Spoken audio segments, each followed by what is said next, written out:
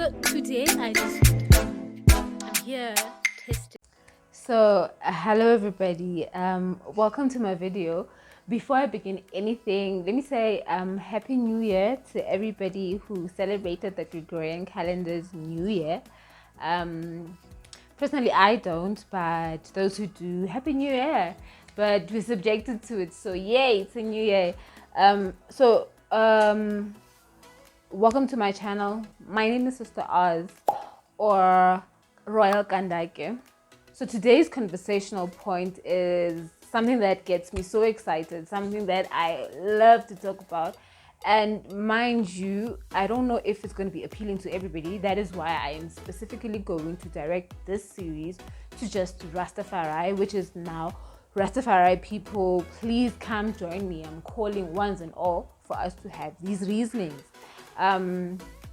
So before I start, I think I'm going to be introducing my series with this to say that this is an attempt to revive and resuscitate the element of reasoning within Rastafari, which is slowly dying. So anything you want to talk about, anything you feel like we could, dibble and dabble and share thoughts about, yay, please write in the comment section.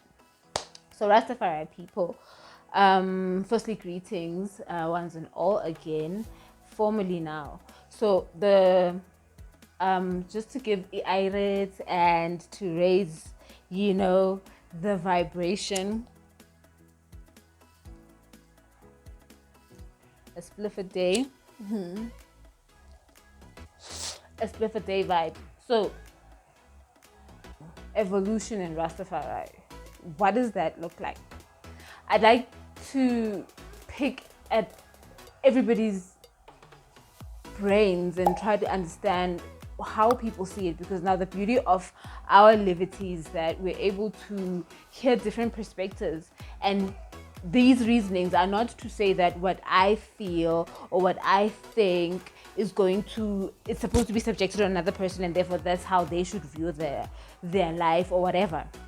No, it's just to give people who are watching a perspective about how other people view things, view certain political issues. And I'm going to try to sway away a lot from political issues, but given the nature of Rastafari, but hey, I'm just going to try to sway away from a lot of political issues, especially like national politics and stuff like that. Getting back on track, evolution in Rastafari, for me, I'd like to bring this up because I feel like when we met up with the movement, whenever it was that we met up with it here in South Africa, most people met up with it in the early 90s, a lot in the 2000s, until. So when we met up with the movement, it was still in its early stages. That is, it had come from Jamaica, right? And it came to the country, and it was welcomed a lot because there's a lot of Rastas in South Africa, which is beautiful to see. Now, there was a lot of, I think, redundant issues that were being practiced by the Rastafari that really didn't give our struggle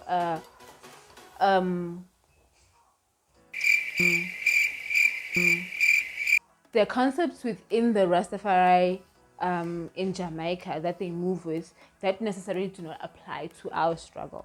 So for instance, we are known worldwide, South Africa is known for its apartheid, that's how we say it, for its apartheid situation, and how it just messed up the conditions of the black people, right? So for us, ours would make sense to move in that direction. So we're trying to make it make sense for us. So when we met up with the movement was not, South African centric. It was not evolving with the times and stuff like that. So come 2000, the late 2000s, 2010s, Elder Mutabaruka, in conjunction with Timo Plano, the elder past, blessed rest and rise his soul, they came with the question of how do we interpret Rastafari in a new light, so the new interpretation of Rastafari, right? That caused waves. We all remember. If you don't remember, tell me in the comment section. I will let you know how it was. So it caused flames because now people were closing the Bible and all of that. That was the first, in my opinion, evolution of Rastafari. Now, this evolution was like, it had a ripple effect, because now that people were starting to question a whole lot of things, came the reality of how then do we validate this thing that we're doing outside of the confines of this book. Now we know that ours is a thing that we live, so validating it becomes a very personal issue, I'd like to think. So which drives me back to the question or the topic, which is evolution in Rastafari. My perspective is, given that we've risen in different houses or whatnot, but we've come to light that each and every, because there's a saying that says, it takes a Rasta man and a Rasta woman to make Rastafari, right?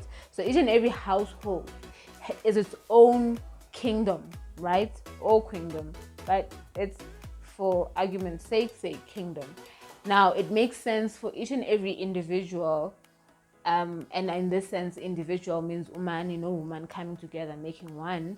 Each and every individual has their own understanding or overstanding of what this lifestyle is for them, or this liberty is for them. Firstly, we didn't come to this liberty for the same reasons, which is why when you're choosing a partner, you choose a partner appropriately that has a lot in common with you, so that your journey could be smooth and it can flow. So that's just, in summary, for me, the evolution of Rastafari means that we allow each other to have the tolerance enough to understand or overstand that people are going to do things that are not the things that we thought were Rastafari. But if you want to move in the ancient way and whatnot, it makes sense for you, let it make sense for you, and find the people that it makes sense to in order to feel as if you're, there's a whole lot of togetherness and community. There's a whole lot of mental wellness aligned with common unity or community or family and stuff like that. So in a gist, it's no longer one size fits all thing. It cannot be, because with different individuals, with different people. That's why here in Africa, which is why we need to go back to our things, here in Africa, each and every single village is made out of families, right? And each and every family has its own rules. So we would know that if this family does this, that could happen that the next door family doesn't do, right? But we would stand on the saying that it's what the family does. So going back and tracing it back to what we would like to, how we would like to interpret Rastafari for us in the continent, especially here in South Africa / Tanzania, that's what makes sense. That's what makes sense, is that it cannot be a secular thing. We cannot be allowed to be ruled and governed by the same mindsets that we're trying to emancipate ourselves from. So the gist, though, which is the very tricky thing, because now with all this evolution comes a whole lot of slackness and a whole lot of people misbehaving and just not having order. We know the core principles. We know the core principles, which is good over evil, right? And we have a lot of interpretations for that. But at the core of what that concept is that you do good to self in order to be able to do good to others. So doing good to self has been the intricate role that Rasta has played in the community. We are evolving.